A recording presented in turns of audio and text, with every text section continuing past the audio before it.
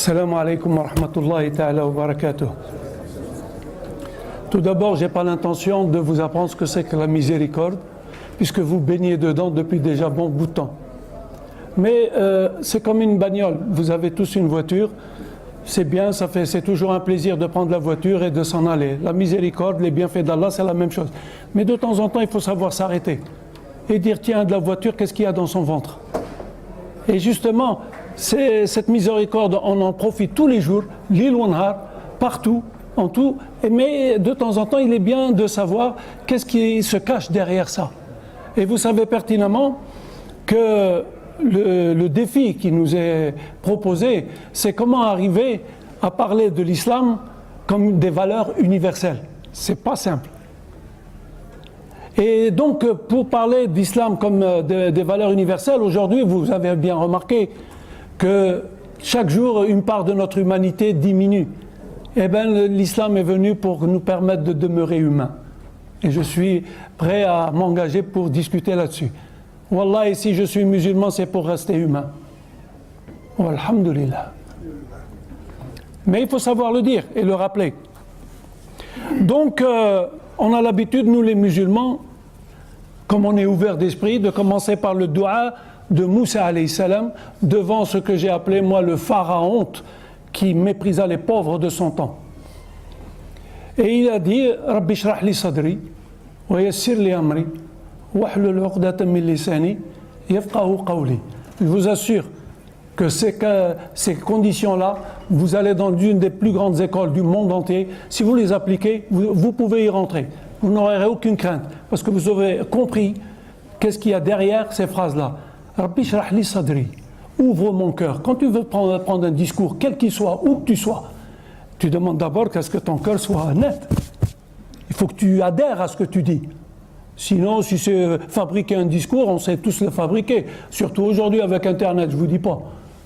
Donc, la question, c'est l'ouverture du cœur. Fais participer ton cœur, comme dans la prière. C'est ça le khushu'. Pourquoi? À quoi ça sert ta prière si ton cœur n'y est pas? Et c'est un travail beaucoup plus dur. Donc, Rabbi shrah li sadri wa yassir li amri. Facilite ma tâche. C'est jamais simple de parler devant les gens. Et encore plus dans la maison d'Allah.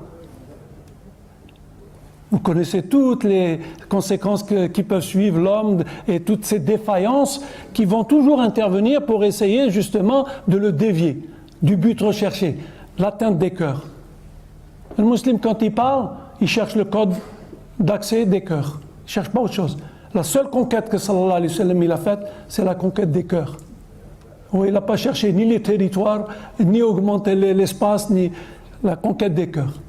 Il fascinait la jeunesse. Subhanallah. Sallallahu alayhi wa sallam. Donc, facilite ma tâche, dénoue ma langue. C'est pas facile de trouver les mots. Tu demandes à Allah de te faciliter, de trouver les mots qu'il faut, les mots qui ne blessent pas, les mots qui vont directement aller à l'autre et le radoucir. Comme les musulmans quand ils sont partis en Abyssinie et qu'ils ont développé, pourtant Quraysh, ils avaient envoyé un spécialiste de la langue et il a fallu donc défendre sa cause. Et là, il faut trouver les mots.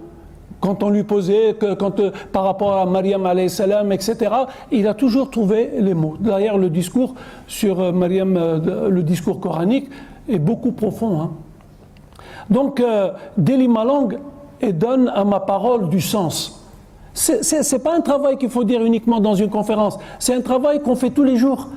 Même devant nos élèves, moi je suis enseignant, j'essaye d'appliquer ces préceptes et comme par hasard, ça marche. Tu arrives à conquérir les cœurs. Des fois avec un petit sourire, pas avec des longs discours. Un petit sourire. Ça passe beaucoup mieux. C'est universel aussi un sourire. Hein. Les gens ils savent reconnaître un sourire qui vient du cœur et un sourire préfabriqué. Donc voilà, quand on porte la parole, on demande à Allah subhanahu wa ta'ala d'ouvrir notre cœur, de faciliter notre tâche, de dénouer notre langue et de donner à notre parole du sens. Alors, la vie de l'homme, on le sait, est une continuelle recherche. On est tout le temps en train de se rechercher dans un monde sans cesse en évolution. Le temps que toi, tu penses à résoudre un problème, ton problème, il est déjà dépassé, qu'il y a un autre problème qu'il faut encore être à jour. La mise à jour. D'ailleurs, j'aime bien le monde dans lequel on vit parce qu'il va exactement dans le sens de ce qu'Allah il veut. On trouve même les termes, les mises à jour. Avant, peut-être que je n'aurais pas trouvé le terme. Maintenant, je vous demande à tous et à moi de faire des mises à jour. Et c'est bizarre parce que chaque soir, on doit faire des mises à jour de l'intérieur. Donc, en évolution vers un équilibre temporaire de l'intégrité humaine. Le terme intégrité humaine est important, qui consiste à... Parce que quand dans la vie courante, on est éparpillé, tu as tous les devoirs, les engagements, etc. Mais le seul moment où tu es toi-même dans toute ton intégrité, c'est quand tu te consacres du temps pour toi. Et encore plus, c'est Allah subhanahu wa ta'ala. Et subhanallah, des fois je lisais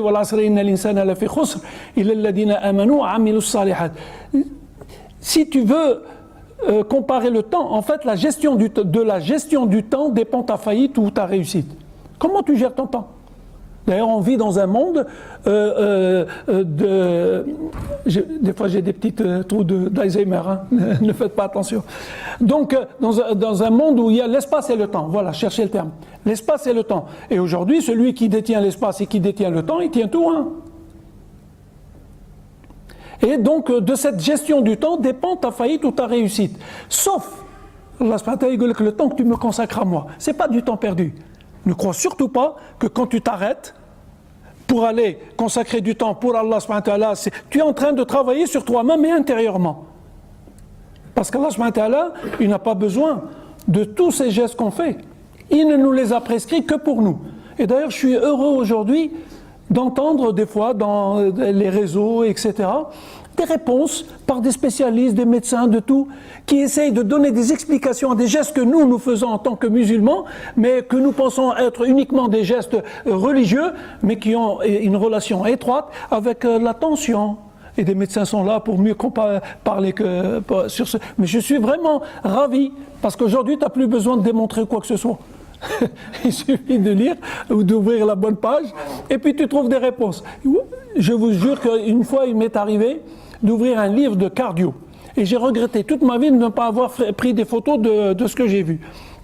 Il parlait de la régulation de la tension en fonction des positions que l'on peut avoir. Dans le livre de cardio, il y avait les positions ta-soujoud ou ta-ruko.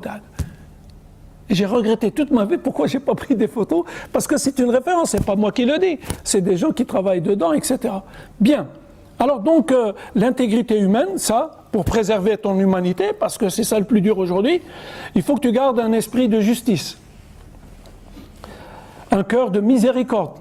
Chaque partie a un rôle bien important. Et les trois travaillent ensemble, hein. Il faut corréler, réguler. Parce que... Et son corps de patience. La preuve, c'est le corps, il prend un coup, hein, mais un bon coup. Et si je suis juste, justement, si j'essaie d'être miséricordieux et patient, je bénéficie de l'assistance universelle divine pour permettre cette triple ouverture que propose la sourate que porte son nom, le Fatiha.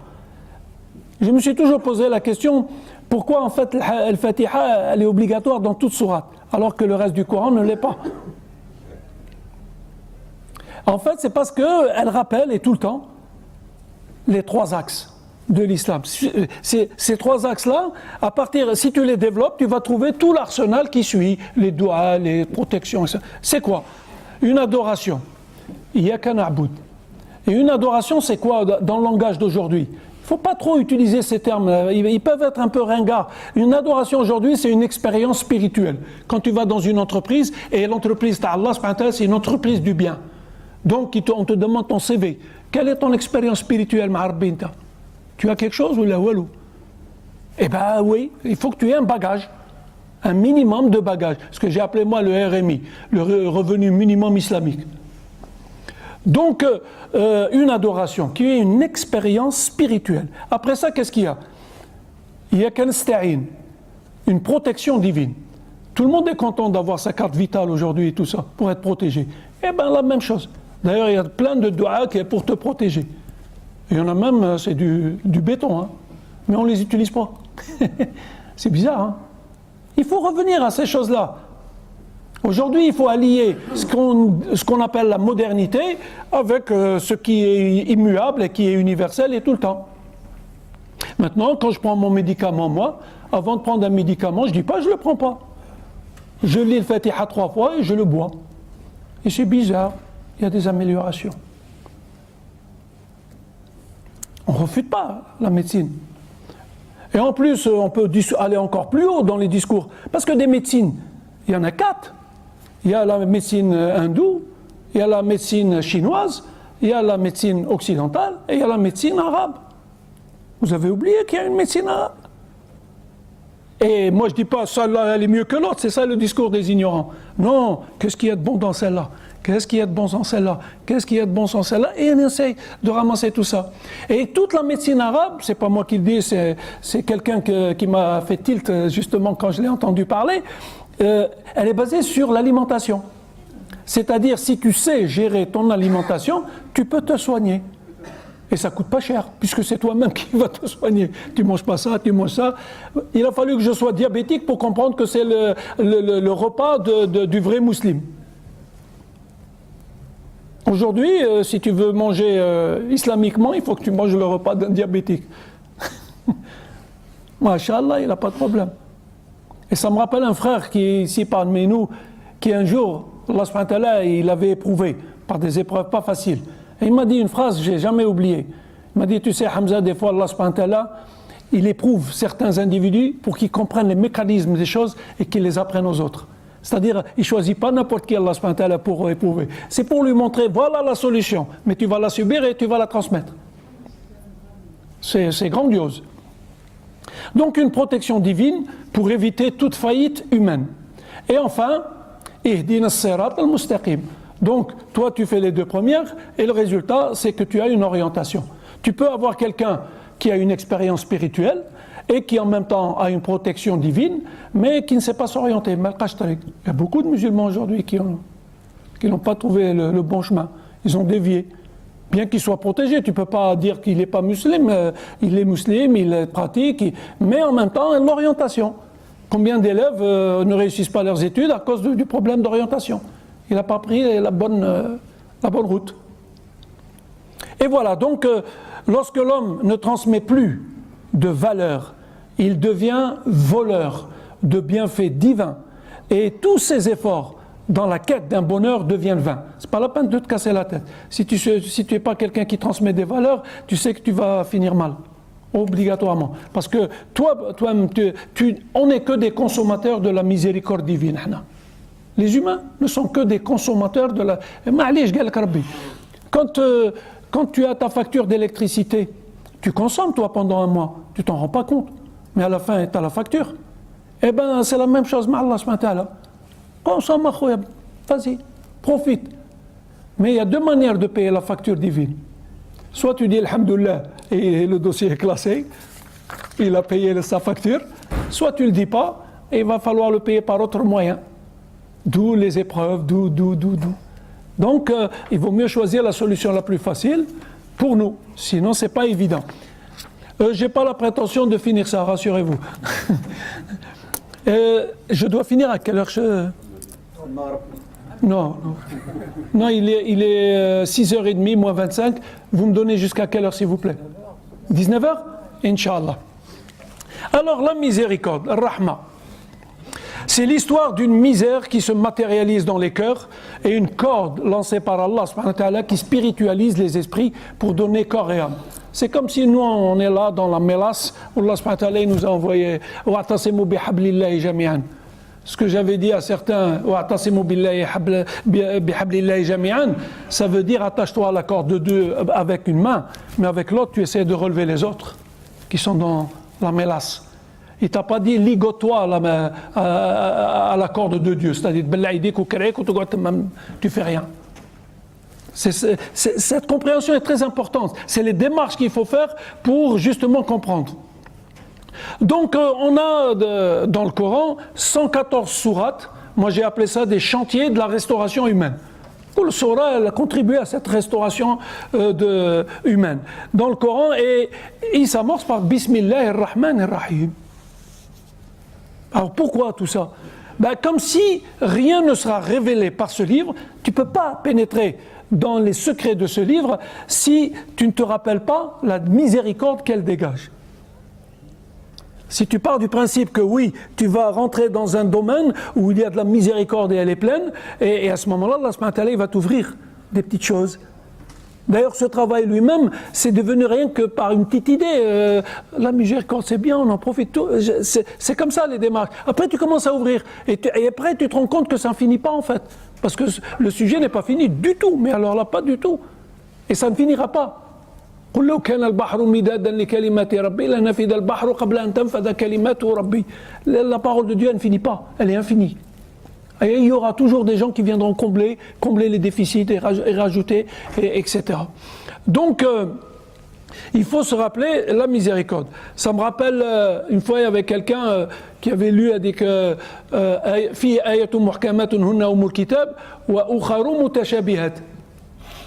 Donc, il y a dans le Coran des versets clairs de compréhension et d'autres qui prêtent à la confusion.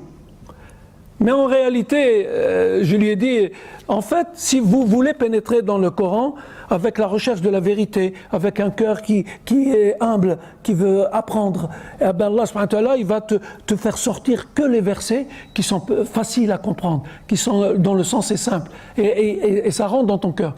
Mais si tu rentres avec l'arrogance, quelqu'un d'arrogant, c'est quoi ce livre-là? Allez, on va voir qu'est-ce qu'il y a là-dedans. Allah subhanahu wa ta'ala, il va te sortir que les versets plein de confusion comme ça. Ah, lâche-moi ça, j'ai pas envie. Ruh, c'est comme le Médina. Vous savez que le Médina, elle rejette toutes les personnes qui n'ont pas une foi profonde. Parce qu'il n'y a rien. Il n'y a que l'adoration. Ou tu es venu pour Allah, ou va ailleurs, c'est mieux pour toi. Ça me rappelle mon cousin qui devait aller travailler en tant que médecin en Arabie Saoudite. Et il y avait le monsieur qui devait l'embaucher, et lui-même on lui a dit ça, la personne qui devait l'embaucher, c'était un Syrien. Il lui a dit, qu'est-ce que tu veux choisir, Riyad, le Medina ou Mecca? Il lui a dit, alors tu as le choix. Si tu veux Riyad, ça veut dire que tu cherches la vie. Si tu veux le Medina, tu cherches l'akhira. Si tu veux Dunya ou l'akhira, reste à la Mecque. Il est resté à la Mecque. Shou le kalam, subhanallah al-adim, l'hikam. Voilà, donc un nom, Allah, un attribut miséricordieux, suffisent pour se laisser emporter par la vague divine dans les tumultes de la vie, avec ses sensations, ses accélérations, ses retournements, tout en gardant les pieds sur, et un cœur ouvert aux émanations du ciel. L'ouverture, c'est pour ça tu as le droit de te disputer, vous le savez bien, je vous apprends rien. 3 jours, après 3 jours, il faut arrêter. Tu n'as plus le droit d'être en litige. Soit tu as cette force-là, ça m'est arrivé, Wallah al-Adim, j'avais un ami intime. Et on s'est chamaillé un moment, et c'était la prière de l'Eid. Par hasard, je ne sais pas, tac, il s'est assis à côté de moi. Le discours, il parlait justement de la relation.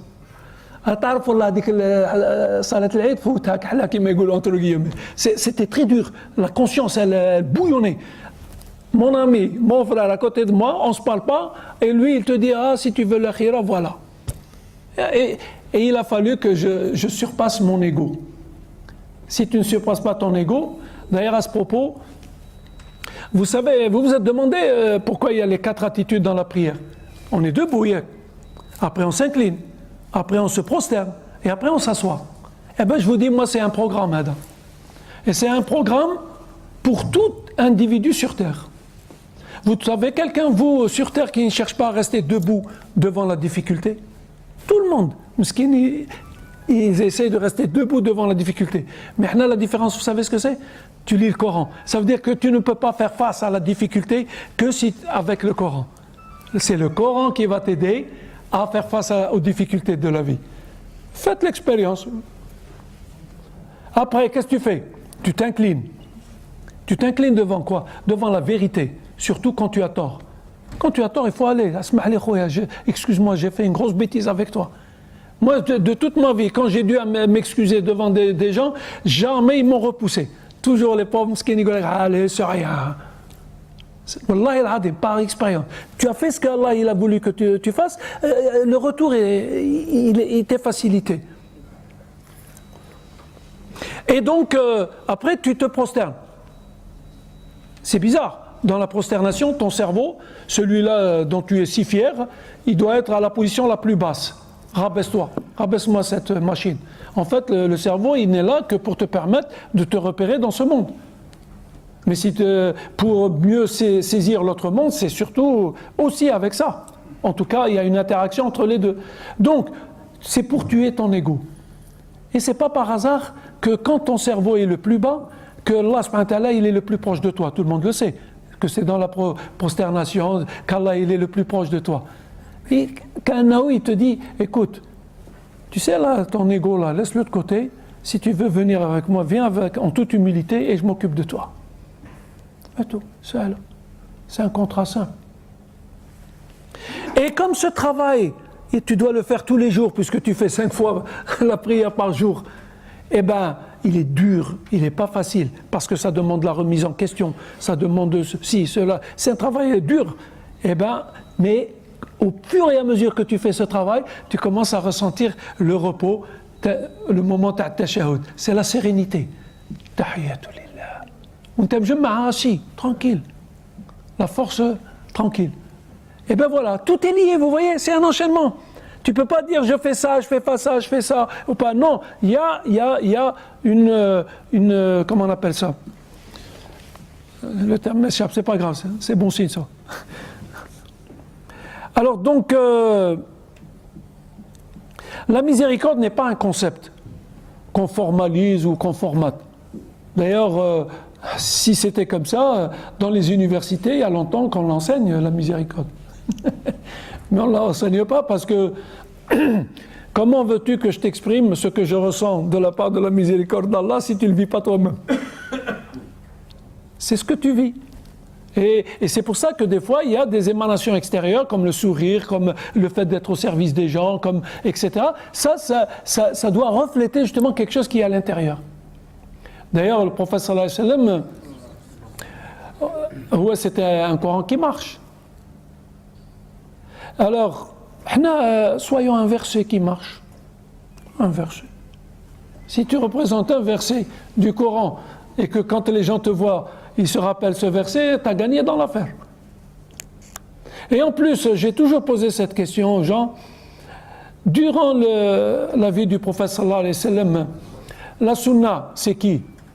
C'est lui. Et est-ce que la sunna, elle meurt? Elle ne meurt pas, elle est éternelle. Donc la sunna, elle est encore là aujourd'hui. Et elle est partout. Mais elle est où? Elle est dans le cœur de chacun d'entre vous et de moi. Chacun un petit morceau de sunna. C'est pour ça que certains prétentieux qui pensent que porter toute la sunna en eux et qui croient que les autres n'ont rien, il a atteint le plus haut degré d'arrogance. Parce que Shaitan, il est sorti pour 2 raisons. Dont une, nous, on peut être contaminé par elle. Il est sorti parce qu'il a justifié son origine de feu pour justifier sa supériorité sur l'origine d'argile. Il est fait d'argile, moi je suis de feu, ça savez. Je suis noble. Et la deuxième, il a pensé que son degré d'adoration et de rapprochement d'Allah lui suffisait largement pour dire qu'il était au-dessus des autres. Et ça, on peut tomber nous aussi dans ce piège-là. Et donc, attention, il faut faire gaffe. C'est une manifestation déguisée de l'ego dont je vous parlais et qui te donne l'impression que tu es très bien placé, mais en réalité, tu es aux abysses. Donc, ce n'est pas un concept qu'on formalise ou qu'on formate. Alors oui, je finis pour la sunna. Comme chacun a un morceau, c'est comme un puzzle. Qu'est-ce qui reste à faire quand tu achètes un puzzle pour tes enfants? Il faut rassembler les morceaux. C'est déjà fait. Auchan, il l'a fait. Il t'a donné tous les morceaux. Mais le plus dur, c'est quoi? C'est de placer chaque morceau à sa juste place. Et c'est ça notre travail, à tous. Où est mon morceau, moi? Moi, ton morceau ne m'intéresse pas parce que pour l'instant, il faut que je place le mien. Et c'est à toi de chercher à placer ton morceau, de sorte qu'après, une fois que chaque morceau est à sa place, la sunna, elle sort d'elle-même. Tu n'as même pas besoin de l'expliquer. Donc que chacun prenne soin de son morceau de sunna et qu'il le préserve bien pour que le moment où il faut qu'il le mette la juste place, Inch'Allah, il puisse le mettre et en profiter. Alors cette miséricorde, elle se manifeste dans la multitude de gestes, c'est ce qu'on dit, de paroles, des petites choses, de silence, de regards, mais surtout pas dans l'indifférence. Ton frère, il n'a pas mangé, tu t'en fous. Ça, c'est l'indifférence. C'est pas bon. L'inconscience, c'est pas grave, c'est pas grave, c'est pas grave, alors qu'il y a des fois des problèmes qui sont importants. Et bien d'autres formes d'ignorance des réalités divines qui garantissent l'intégrité humaine. Vous avez remarqué que j'insiste beaucoup sur le mot intégrité humaine, parce que c'est ça le but du jeu. Alors, Inna Allah bin nasi la ra'ufur rahim. Ajib, bin nasi, hein? C'est pour ça, d'où l'universalité de la miséricorde, puisqu'elle s'adresse à tous. Elle n'est pas particulière à des individus particuliers. Non, Allah subhanahu wa ta'ala, sa miséricorde, Inna Allah bin nasi la ra'ufur rahim. Maintenant, ça dépend du comportement de nasi. Qu'est-ce qu'ils vont faire? Et après, la réponse, elle vient. Donc, le premier, c'est le terme qui est associé à la miséricorde, c'est la compassion, ra'fa, ra'ufum. Ra'fa, elle est palpable pour nous. On sait la retrouver. Et subhanallah, ça c'est un style qui est souvent utilisé dans le Coran. Tu as quelque chose qui est scellé, qui met al-kitab ou al-hikma. Le kitab c'est scellé, tu peux rien faire. Ni toucher, ni enlever, ni... il est là, il ne bougera pas. Par contre, al-hikma, c'est ouvert. Elle est ouverte. Et chacun peut y rajouter, retrancher, améliorer, etc. Et bien ici c'est comme ça. Moi, au lieu de passer mon temps à essayer de comprendre ce que c'est que la miséricorde, et bien si je commence déjà à avoir de la compassion dans mon cœur, je suis en train de profiter de la miséricorde. Ça y est. Donc la compassion est une expression de la miséricorde. Cette compassion est ouverte à toute l'espèce humaine, toute confession confondue. ربنا لا تزغ قلوبنا بعد إذ هديتنا وهب لنا من لدنك رحمة إنك أنت الوهاب. Je traduis pas parce que bon, sinon je suis à la page 2. Hein. Après nous avoir rappelé sa compassion, Allah nous invite à l'invocation. À l'invocation. Voilà un autre chemin de la miséricorde pour éviter les déviations. C'est pour ça que nous l'invoquons. Nous pensons que justement, en l'invoquant, Allah subhanahu wa ta'ala va nous faire baigner dans sa miséricorde, nous accorder encore plus de miséricorde. Celui ou celle qui invoque baigne certainement dans la miséricorde. Il suffit de venir ici au moment de la mosquée, l'asar, les prières, le soir, le matin, au moment de manger. Tu manges, c'est une miséricorde. D'ailleurs, c'est un des moments les plus beaux de la vie, puisque Rasul sallallahu alayhi wa sallam a dit farhatan. Donc, un moment de joie inégalable. Et le deuxième, c'est dans l'autre monde, Inch'Allah, quand tu rencontreras Allah subhanahu wa ta'ala. Donc, un autre verset, wa ati'u Allah wa rasul la'allakum turhamun. Alors, la compassion, l'invocation doit amener aussi à l'obéissance.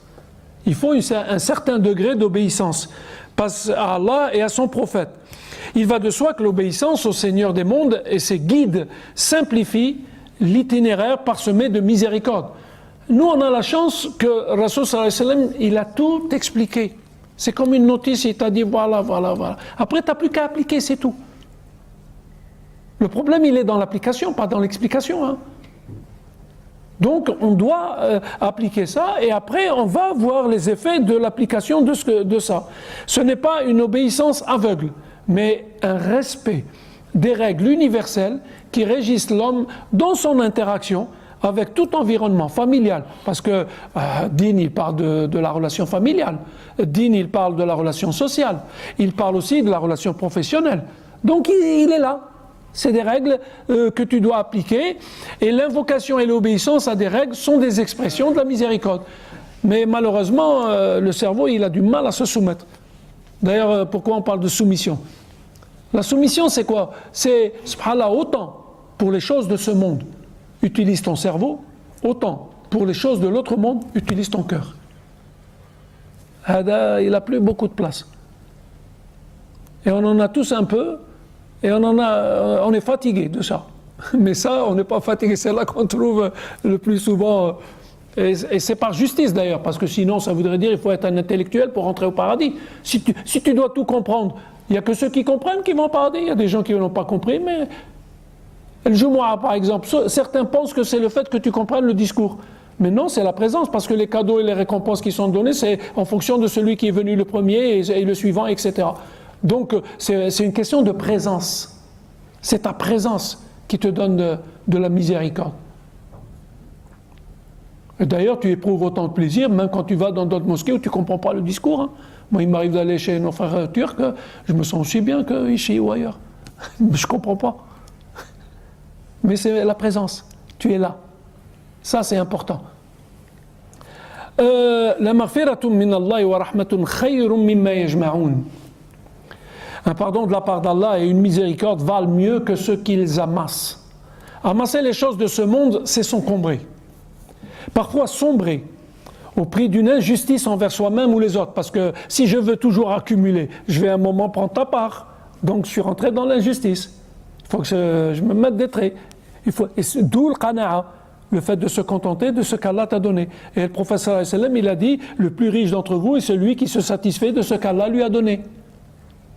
Subhanallah, ces définitions, elles sont universelles. Tout le monde s'y retrouve. C'est une définition universelle. Amasser les choses de ce monde, c'est s'encombrer, parfois sombrer au prix d'une injustice envers soi ou les autres.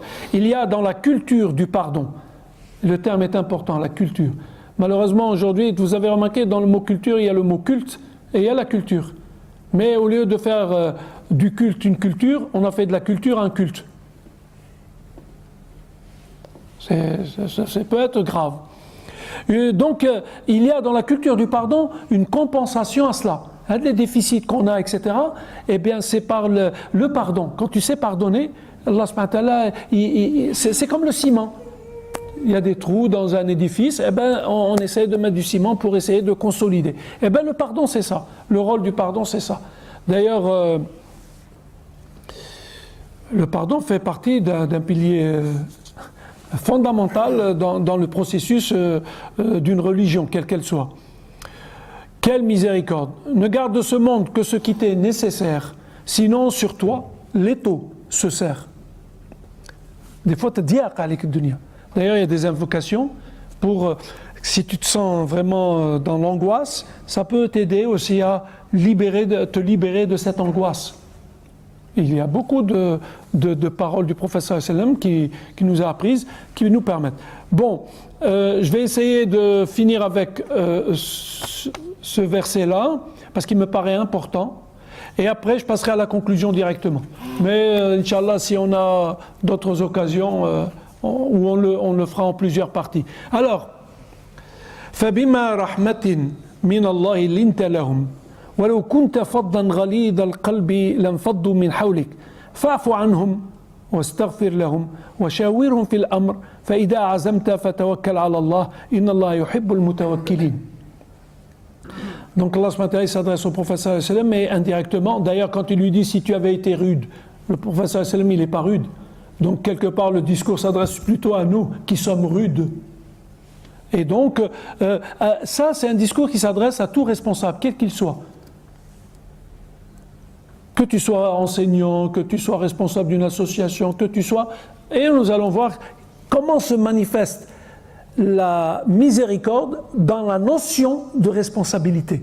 Je suis responsable, comment dans la fonction que j'occupe, je peux bénéficier de miséricorde. Elle devient une miséricorde.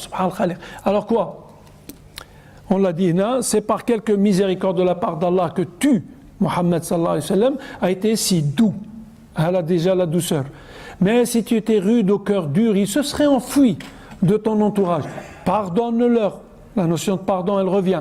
Implore pour eux le pardon d'Allah. Il ne suffit pas que tu demandes pardon pour toi-même. C'est bien aussi de demander pardon pour ceux qui sont tes subordonnés. Surtout, ils peuvent se tromper aussi. Et consulte-les. Consulte-les à propos des affaires. La consultation. Puis, une fois que tu t'es décidé, c'est pas fini. Le pouvoir de décision, c'est très important. Tu ne peux pas être un responsable. Tu peux être doux, tu peux pardonner, tu peux consulter, mais si tu ne sais pas prendre une décision, il te manque un pilier non négligeable. Il faut que tu saches prendre des décisions. Certains ont dit qu'un chef doit être pur, dur, mûr et sûr. Pur d'abord là-dedans, mûr là-dedans, sûr, terra et dur quand il le faut. Donc confie-toi donc à Allah. Quand tu as fini tout ça, tu dois t'adresser à lui. Doua, Ya Rabbi, voilà, j'ai fait tout ce que tu m'as demandé de faire. J'essaye de m'approcher de ce que toi tu veux. Et Inch'Allah, que tu m'aides pour que je puisse réussir dans ma mission. Etc. Donc le dernier mot revient toujours à cette relation avec Allah subhanahu wa ta'ala, malgré toutes les responsabilités que tu as, toi, en tant qu'individu. Donc Allah aime en vérité ceux qui lui font confiance. Alors la confiance en Allah, c'est quoi? C'est la certitude d'être pris en charge par lui. Tu sais que tu es pris en charge.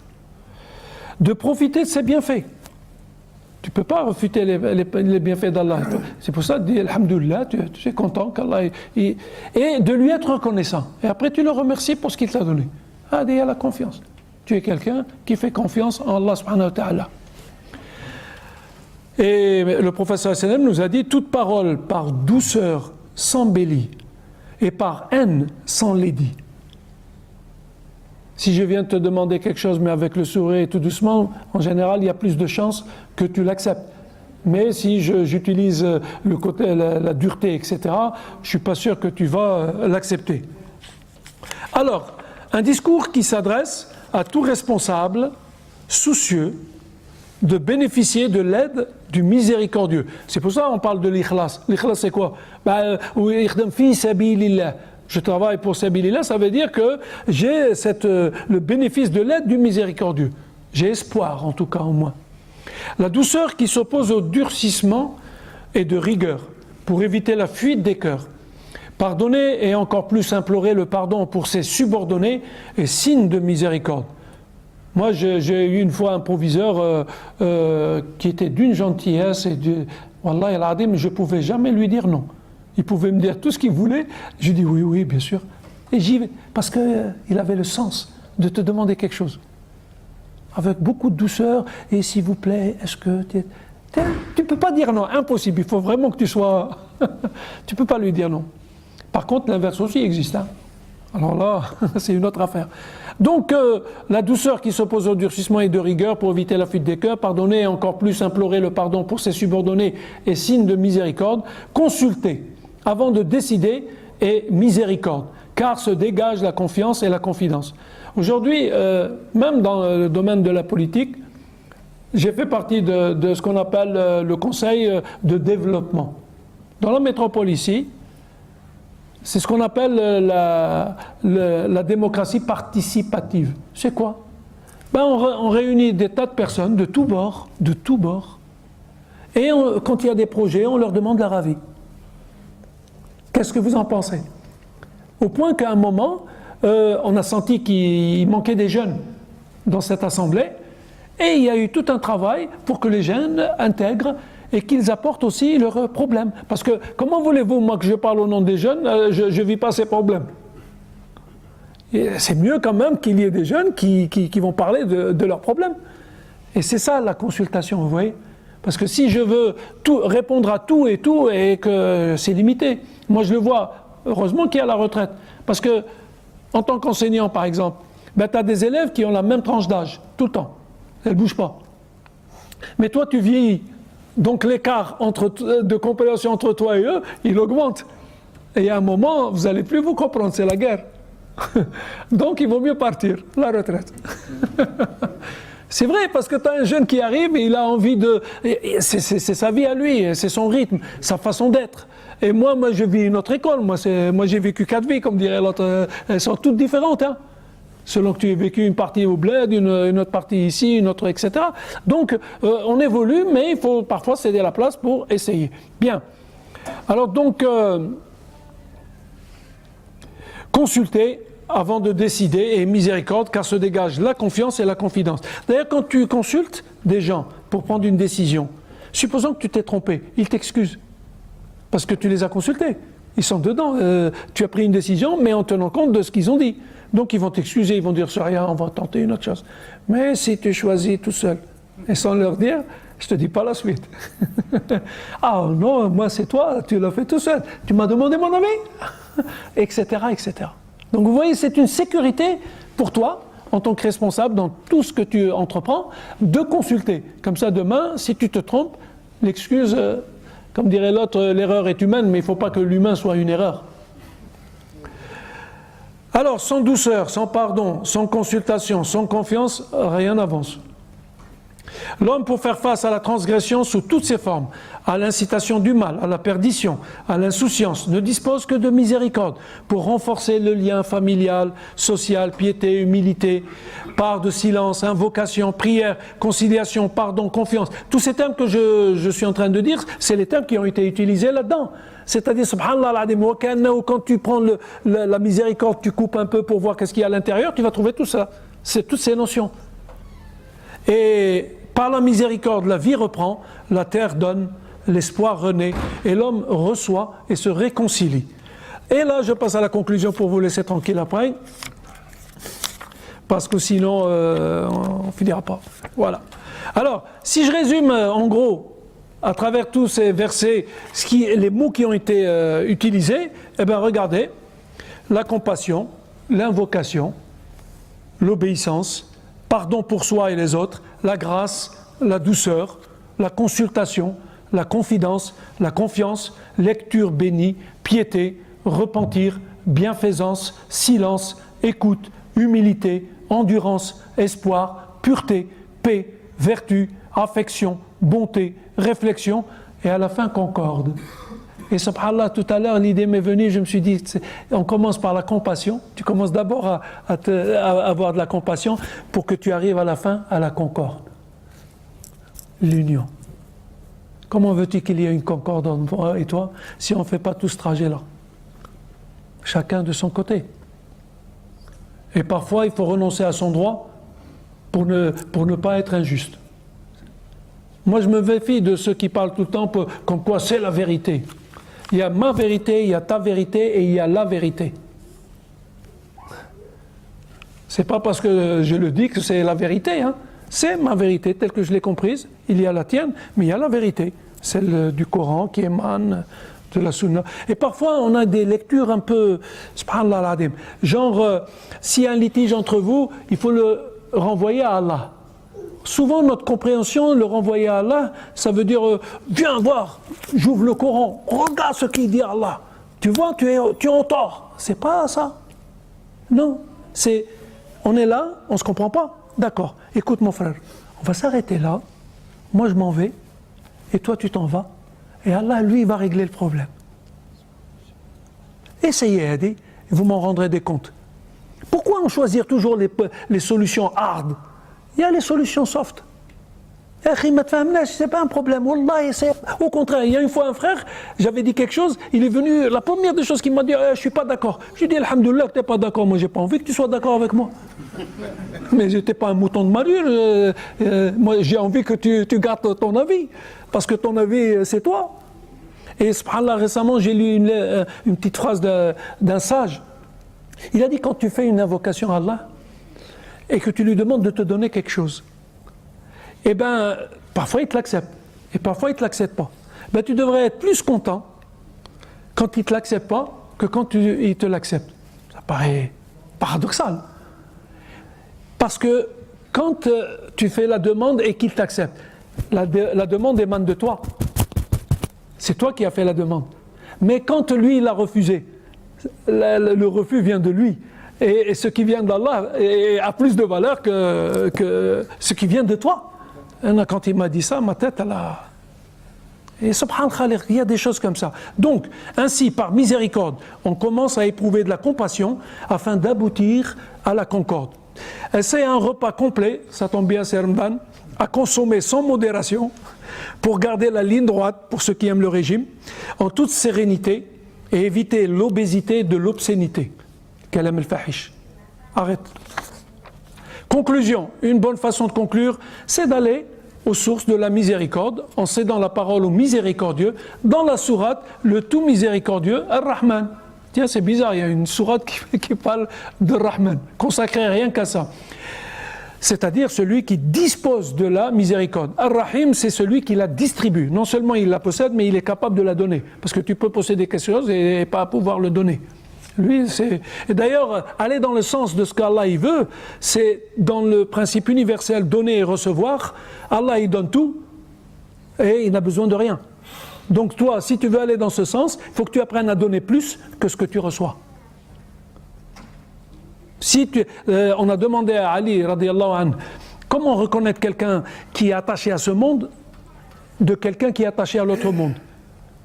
Il lui a dit, si quelqu'un vient pour te donner quelque chose, un cadeau, tout ce que tu veux, et puis il y a un autre qui vient te solliciter pour lui donner quelque chose. Si tu aimes le premier plus que le deuxième, tu es des gens qui aiment ce monde. Mais si tu aimes le deuxième, tu es des gens qui aiment l'autre monde. C'est fort, hein? Ah, il faut se lever tôt pour comprendre ça. Subhanallah. Et donc, alors que nous dit cette sourate? Allah a enseigné le Coran, Allama al-Qur'an. Il a créé l'homme d'argile et les djinns de feu. Khalaqa al-insana min salsalin kal-fakhar wa khalaqa al-janna min marijin min nar. Ensuite, Allamahu al-bayan. Il lui a appris l'éloquence dans la vérité. Il règle avec minutie la trajectoire du soleil et de la lune. Shamsu wal-qamaru bi-husban. Il éleva le ciel. Il a rétabli l'équilibre. Il a étendu la terre. Il permet la rencontre des eaux. Chaque jour, il accomplit une œuvre nouvelle. Maintenant, je prends ça et je le projette à notre échelle humaine, ma petite échelle, moi, de l'humain, et je vais dire à nous, en partant de ça, d'enseigner l'humanité pour demeurer humain. Notre rôle, c'est d'enseigner l'humanité. L'humanité. Elle est en train de partir. Hein. De créer, être capable de créer, à l'image de ce que dit la sourate, d'être éloquent, même si on dit vrai. La preuve, Moussa alayhi salam, il a fait appel à Haroun alors qu'il portait la vérité. Mais la façon de la dire, c'est Haroun. De régler avec minutie nos trajectoires. Où est Rakmachi? Où tu vas? Qu'est-ce que je veux? Il faut se poser ces questions. De nous élever, d'établir l'équilibre dans tout, de bien juger, de nous étendre par largesse d'esprit et de cœur. Il faut que tu aies un cœur très ouvert, de permettre la rencontre, comme aujourd'hui, d'accomplir chaque jour une œuvre nouvelle, tajdid l'iman. Même l'iman, il diminue. Il faut le renouveler. Des fois, moi, je change de mosquée rien que pour renouveler l'iman. Parce que j'ai envie de voir d'autres musulmans. Et subhanallah, quand je vois d'autres musulmans, après, j'ai hâte de voir les anciens avec qui j'étais. C'est tajdid. Sinon, tu tombes dans la monotonie et c'est pas toujours conseillé. C'est alors que nous serions à notre tour de petites sources de miséricorde. Subhanallah, après c'est toi-même qui deviens une source de miséricorde. Tu es capable de donner de la miséricorde. Jusque-là, on la reçoit. Mais sommes-nous capables aussi de la donner? Parce que quand tu reçois, tu dois donner. C'est ça le principe universel. Alors béni soit le nom de ton Seigneur, plein de majesté et de magnificence. Tabaraka asmu rabbika dil jalali wal ikram. Et je finis par l'invocation que disait Abu Bakr radiallahu anhu, après chaque discours. Donc vous avez remarqué que quand on démarre avec le discours de Moussa alayhi salam avec le pharaon et on finit avec la parole de Abu Bakr radiallahu anhu, et c'est une protection de grande. Alors qu'est-ce qu'il dit? Il dit qu'Allah me pardonne ce que vous ne savez pas de moi. Qu'il me place au-dessus de ce que vous pensez de moi. Et qu'il ne m'en veille pas pour ce que vous direz de moi, c'est-à-dire les éloges, Masha'Allah, discours, Masha'Allah, pitad. Ça aussi, c'est dangereux, ça crée de la moisissure. Donc, qu'il ne m'en veille pas pour ça, وَلَا تُؤَخِذْنِي بِمَا يَقُولُونَ. Et هنا tu te protèges بإذن الله سبحانك اللهم بحمدك نشهد أن لا إله إلا أنت نستغفرك ونتوب إليك عملنا سوءا ظلمنا أنفسنا فاغفر لنا فإنه لا يغفر الذنوب إلا أنت سبحان ربك رب العزة عما يصفون وسلام على المرسلين الحمد لله رب العالمين جزاكم الله خير.